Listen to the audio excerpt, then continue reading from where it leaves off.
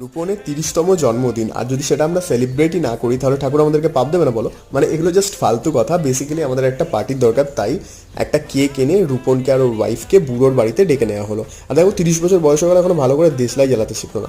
Finally cake কাটা হলো। প্রথম কেকটা যদি ওর বউকেই খাইয়েছে, তাই এক বুক দুঃখ নিয়ে আমি আর বুড়ো চাতক পাখির মতো চেয়েছিলাম কখন আমাদেরকে খাওয়াবে। ফাইনালি খাওয়ালো, মিথ্যা কথা বলবো না। আর আমরা কেকটা নিয়েছিলাম মমস কেক বলে একটা আউটলেট থেকে, যেটা কিন্তু যথেষ্ট ভালো ছিল। হ্যাঁ, আমরা কিন্তু কেক খেয়েছি, কেক নিয়ে মাখামাখি করিনি। তারপর টুক করে একটা গ্রুপ সেলফি নিয়ে সেই দিনকার মতো বাড়ি চলে গেলাম। তারপরের দিন অ্যাকচুয়ালি আমাদের পার্টিটা অ্যারেঞ্জ করা হয়েছিল। পার্টিটা আমরা পুনম ধাবাতেই অ্যারেঞ্জ করেছিলাম। আরসালান বলে আমাদের এখানে একটা বিরিয়ানির দোকান আছে, যেখান থেকে আমরা চিকেন বিরিয়ানি নিয়েছিলাম, আর রুটি আর চিকেন কষা আমরা ধাবা থেকে নিয়েছিলাম। দেখো খাওয়া দাওয়া তো চলছিল, তাই আমি বললাম একটু রিয়াকশন দে। বুড়ো কিন্তু ভালো রিয়াকশন দিয়েছে, আর রূপনে গেছে রিয়াকশন নেওয়া মানে মানে একদম ফেক লাগে। যদিও খাবারটা খুব ভালো ছিল। বিরিয়ানি রিভিউটা আমি এখানে করছি না, সেটা পরে কখনো করবো। তাই এখন আমরা খাই, তোমরা সাবস্ক্রাইব করো।